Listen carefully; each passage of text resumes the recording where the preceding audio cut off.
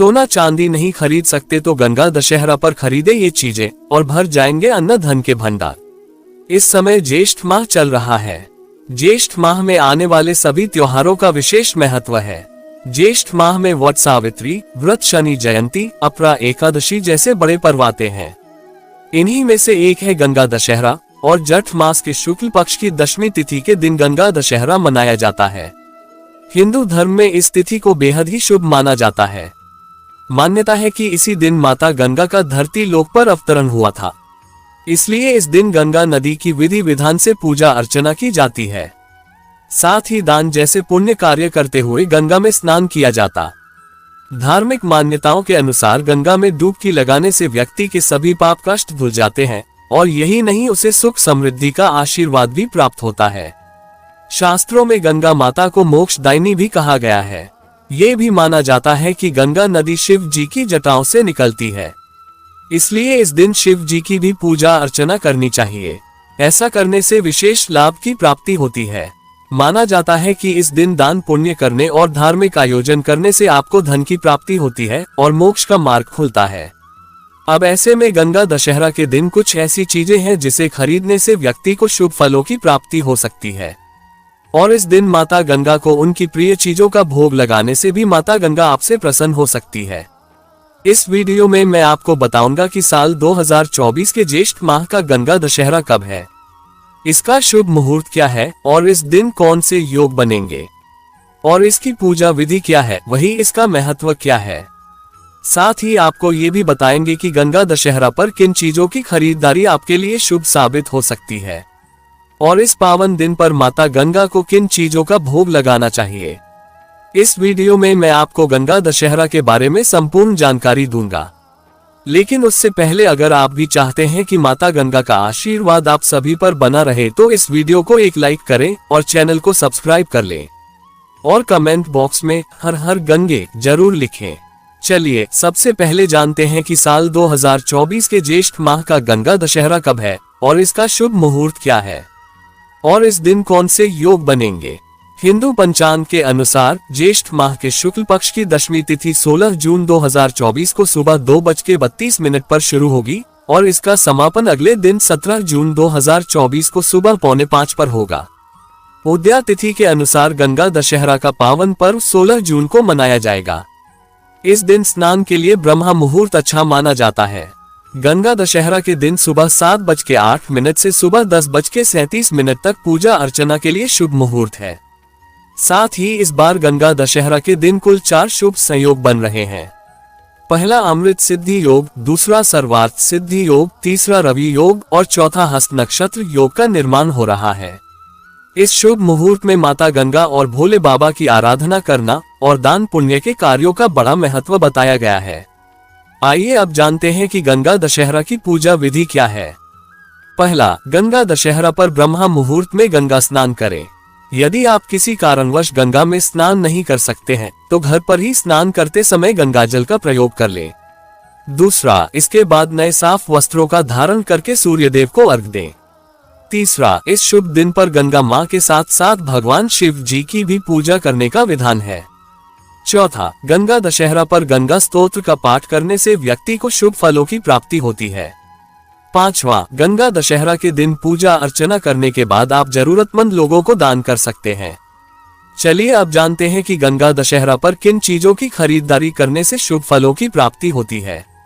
राजा भागीरथ की कठोर तपस्या करने से गंगा नदी स्वर्ग से धरती पर अवतरित हुई थी। शास्त्रों में वर्णन है कि गंगा स्नान और दान करने से पाप, रोग, दोष और विपत्तियों से मुक्ति मिल जाती है। गंगा दशहरा के दिन पवित्र गंगा नदी में स्नान करने का महत्व और बढ़ जाता है। गंगा दशहरा के दिन दान करने से पापों का नाश होता है और मोक्ष की प्राप्ति होती है। इस दिन दान करने से पितरों को तृप्ति भी मिलती है और वे सुखी रहते हैं। ग्रहों के दोषों से मुक्ति पाने के लिए भी गंगा दशहरा के दिन दान करना शुभ माना जाता है।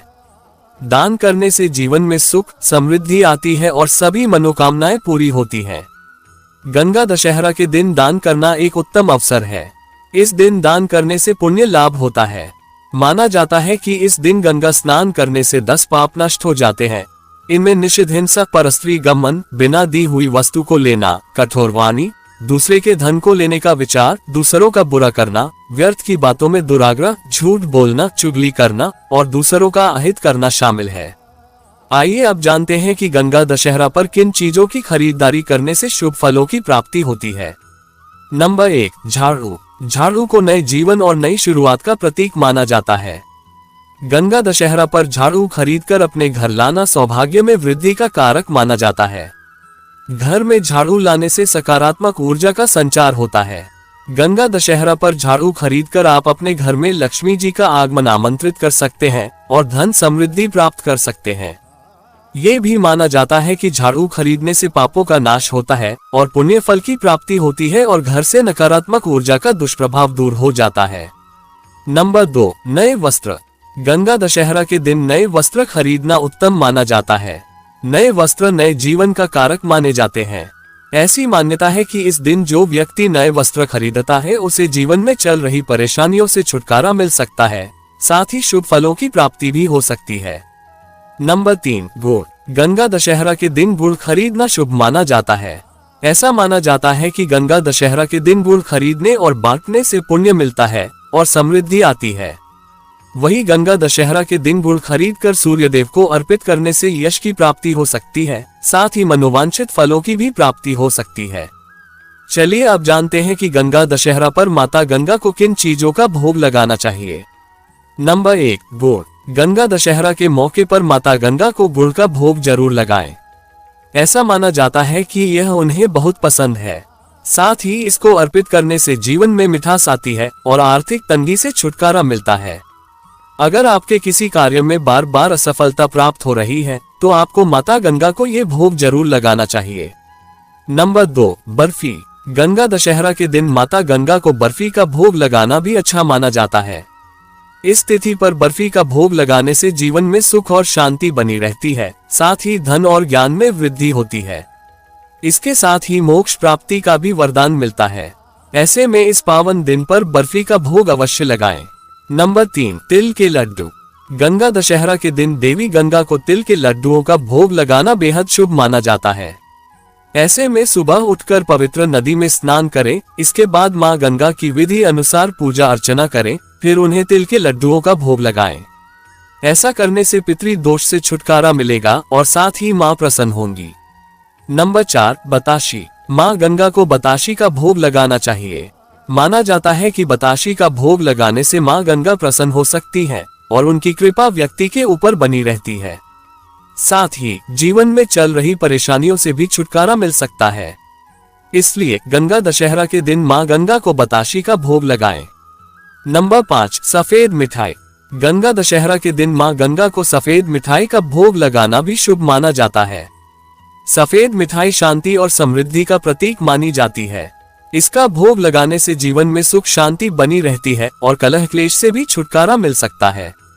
अगर आपको यह वीडियो अच्छी लगी तो कृपया इसे लाइक और शेयर करें और आपके अपने चैनल अध्यात्म लोक को सब्सक्राइब करके बेल नोटिफिकेशन को ऑल पर सेट कर ले ताकि आपको हमारी आने वाली हर नई वीडियो का नोटिफिकेशन सबसे पहले मिल सके। वीडियो देखने के लिए आपका धन्यवाद।